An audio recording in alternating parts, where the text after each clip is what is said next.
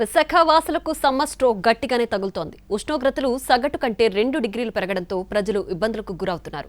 11 గంటల నుంచి మధ్యాహ్నం 3 గంటల మధ్య ప్రజలకు వేడిగాలులు, ఉక్కపోతులు తిప్పలు తప్పడం లేదు. దీంతో టూరిస్టులు, నగరవాసులు బీచ్లో స్నానాలు చేస్తూ సేద తీరుతున్నారు. వచ్చే రోజుల్లో సన్ స్ట్రోక్ మరింత గట్టిగా ఉంటుందని ఐఎండీ హెచ్చరించింది.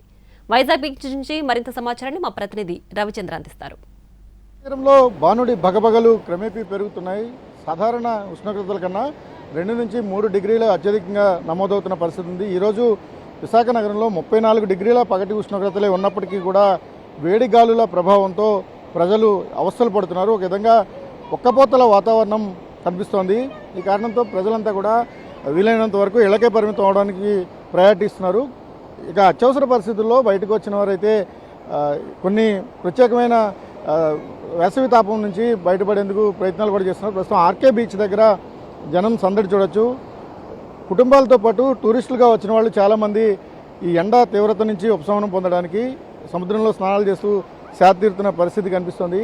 ఉత్తరాంధ్రతో పాటు వివిధ జిల్లాల నుంచి కూడా పెద్ద ఎత్తున పర్యాటకులు ఈ సీజన్లో వస్తుంటారు. ఇదంతా కూడా ఏదైతే మిడ్ డే ఉంటుందో మిడ్ డే అంతా కూడా వీలైనంత వరకు సమ్మర్ నుంచి బయటపడడానికి ఇక్కడ ఉన్న కోకో ఎరీనాలు కావచ్చు, లేకపోతే సముద్రంలో ఉన్న ఈ ఫ్లష్ వాటర్ నుంచి స్నానాలు చేస్తూ ఉపశమనం పొందడాన్ని మనం చూస్తున్నాం.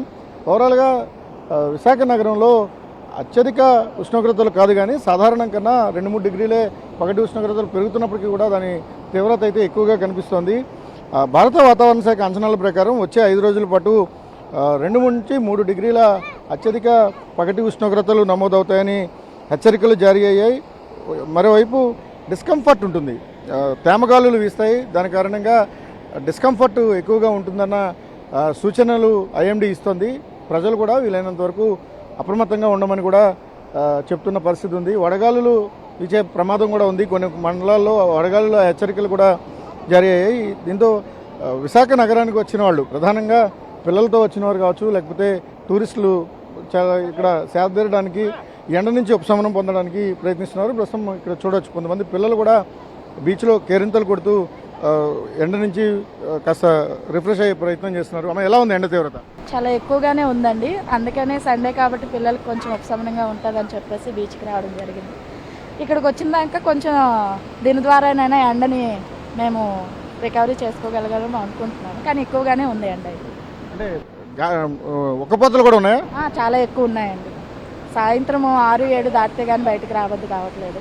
దానికోసమని పిల్లలు కొంచెం బయటకు వస్తే కొంచెం బీచ్లో కొంచెం చల్లగాలిగా వస్తుంది అని చెప్పి తీసుకుని వచ్చి రైట్.